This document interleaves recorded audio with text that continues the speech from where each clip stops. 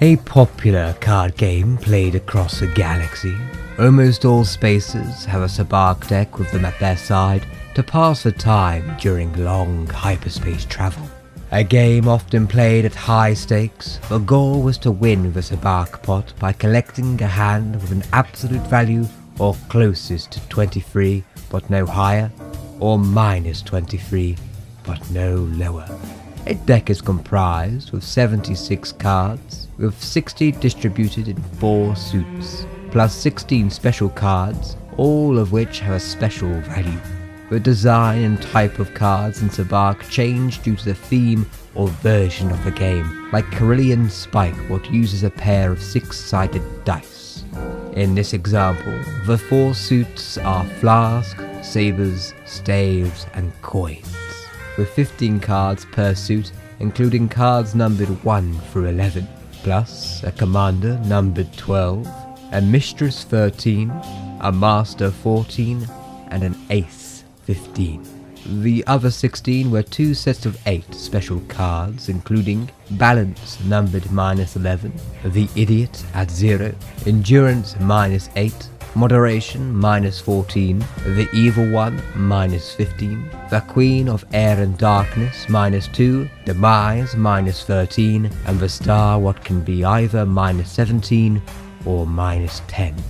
However, what set this card game apart from the rest is that the value and suit of the card could change at random in play, unless it was placed in the center of the gaming board, or in some cases into the game's table's interference field. Sabacc is regarded by some of a game of skill and chance, what could be played with as few as 2 and as many as 8 players. During a game of Sabacc, players would choose a dealer or take turns, rotating in a clockwise fashion at the beginning of each hand.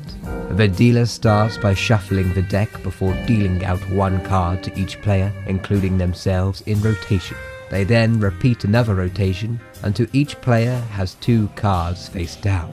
Starting from the dealer's left, each player then call out their beginning hand totals. Starting from the dealer's left, each player could choose to draw 1 or more cards from their deck, then choose to trade a card from their hand for 1 from the deck, or stand. They could then choose to place a single card in the middle of a table, or in some cases in the table's interference field, to prevent that card from changing its value if a Sabacc shift was to happen. When a Sabacc shift happens, all the cards that are not locked in the table's center or interference field randomly changes suits and value. That new hand is the player's final hand for the round. That same process is repeated by each player, ending with the dealer. Each player then calls out their final hand total. The player with the closest hand to 23 or minus 23, or win a perfect hand called a pure Sabacc, hitting the absolute value of 23 or minus 23 wins that round. If the player goes above 23 or below minus 23, would bomb out and lose.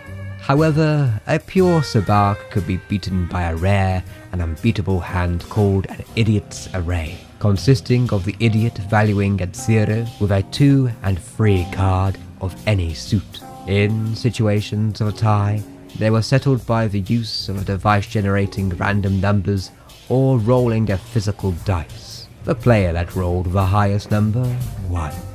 Popular as it may be, those with, well, shall I say, better taste in leisure, would call Sabacc nothing more than a fool's enterprise, where the victor is chosen by nothing more than the luck of the hand, rather than the more sophisticated game of chess, Mobius, and Dejarik, what requires a stratagem against formidable opponents.